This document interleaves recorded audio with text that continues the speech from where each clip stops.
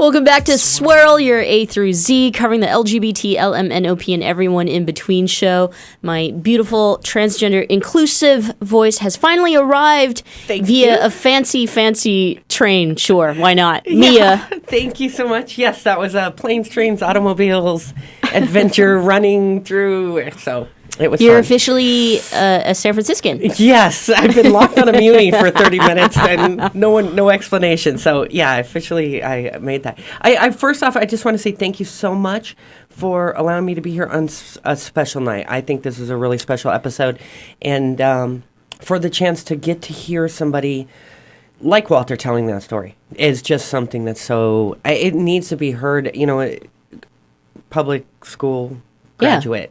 And, I never heard of their story. I did not know he even existed. So I felt cheated, you know. It's like how people's tax dollars being printed on a textbook, and here's this important person. He's like not even just the guy who delivered the newspaper. I think he's more important than everyone else that we learned about. I'm like, they were neat figureheads or kind of people that were out there, but to hear one of the people that made this happen, to made those moments that were so important. And thinking about that, getting to come on here, I was thinking about the lives in your workplace. Everyone has their break room, workplace, everything. And looking at that federal employment poster that you're required to, adhere to. What's amazing to me is those are lives. I'm listening to him and understanding each and every little segment. And I know I'm now one of those little lives on there, and that's it's interesting because it didn't even really dawn on me. And as Walter was speaking about him, I was like, oh my God, I'm one of those lives, and each of those are a lifetime of people's hard work. So you don't really get the totality of it, and I wonder how many other people that made those special sacrifices so others could find employment. And then when you see and hear a story like that, you're like, why aren't we learning about those people? Those are the people I want to know about. That's exactly what I say when I read your case. Oh, believe it or not, that little children, should be reading about your case, and will finally learn. I've always joked about that, though. I figure my case is going to be important. Maybe not the recognition in my lifetime, but it's at 20 years, 30 years down the road, there's going to be someone in a break room that's just going to be sitting there, and it's on the poster, and they're not even going to notice it. And that's when I won. When it's just part of, no, actually when I've won is when we have our first transgender president, and then I know I won. So that's the ultimate goal. But we're getting there. I thought that's why, we rotate our co-hosts between Shar, Sima, and Mia, but I felt it was very appropriate to have you on with this show, Byard being someone who fought for African American, not only the civil rights, but employment rights. And here, your case is significant for transgender employees. So if you could back up just really quick in one sentence to let people know what, your case and winning it, what that means for transgender workers. Yeah, it's an inclusiveness of the 1964 Civil Rights Act that he was so paramount in getting passed that covered race, sex, and gender, or race, sex, and religion. Under the sex guidelines, it used to just say male and female. And now under the Macy v. Holder and addendum, it is now change of sex, change of gender, or anyone that doesn't conform to gender stereotypes. So what's amazing about that is anybody, if you're effeminate male or butch female, you have the same equal, they cannot fire you based on those reasons that have been. So on the backs of these wonderful people and, standing on the shoulders of these giants, I've added this next element.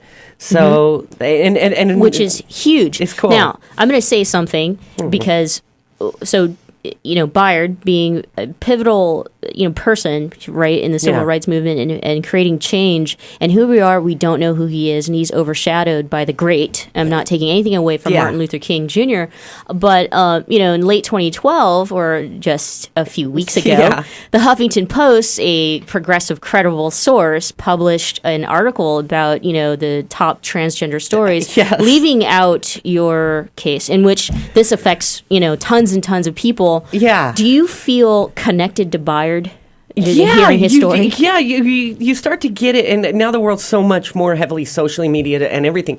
There's so much information as opposed to his time. Like they wouldn't have a gay black man in a newspaper. Well, but now we have so much other media that they can have a top list of like the most influential transgender issues. I was only upset like about that list that I wasn't included because there was a greeting card. I guess I got banned from like American Apparel or something that had a like tranny card. It had this disgusting like word tranny on it.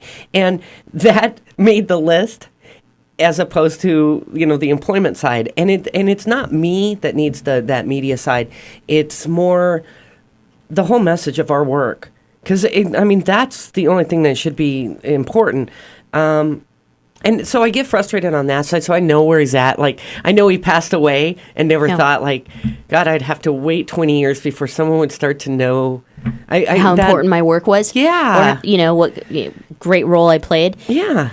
So, we've got a couple minutes, and I'll end with this. Yeah. The same question I asked Walter. If, Bayard were here today, would the movement, the gay rights movement, would it be any further? Would it, what would have changed? What are your thoughts? If he were here today, do you think that, the gay, lesbian, bisexual, transgender, equal rights movement would be different? Would it be much more cohesive? Because I'm feeling like it's... I think it would be less splintered than it is now. Mm-hmm. I think there would have been more of a cohesiveness in our in the society, in our culture and society, as you can see with our current president. I think there is, and Bayard definitely had it. There is a charismatic kind of solidifier that can bring those people in unification in those communities for a direct and precise message. Whereas I think we've kind of splintered where, it's the movement of the gay men taking the brunt of a lot of things. And then now, like the 90s, the Ellen, the gay women. And now in the media, you're seeing like transgender issues coming to the forefront. But we're so splintered. And it seems like so many people, unlike this show, which is so inclusive for the whole community, I think there is, and we all need to kind of get behind that. What did the gay men do to forge? We should follow those paths. We should all work together, and we're not like that. So I think we would be at a different point with a person like him. And the only disappointment I have with Bayard is that that wasn't something more he was outspoken about. Mm-hmm. But he grew up in a time when you didn't speak about it. And, yeah. He was born in 1912. Yeah, so you didn't talk about it. But I look at him now. If he had been born 20 years later, would he accomplish what he did? No. So I know he's passed. So, but his legacy lives on, and you're still alive. Thank you. So we can create your legacy now. Yeah. And so I'll end with this. Mia does a segment on our radio show, which, by the way, is every Saturday evening at 7 o'clock on 960 AM here in the San Francisco Bay Area. And her segment is called "It's More Than a Feeling. It's All Things Mia." So she gets to get things off her chest. So we'll end with this. We'll end with 2013. What's going to happen with you? You know what? We got to finish up and go forward with the case, and that will be moving forward.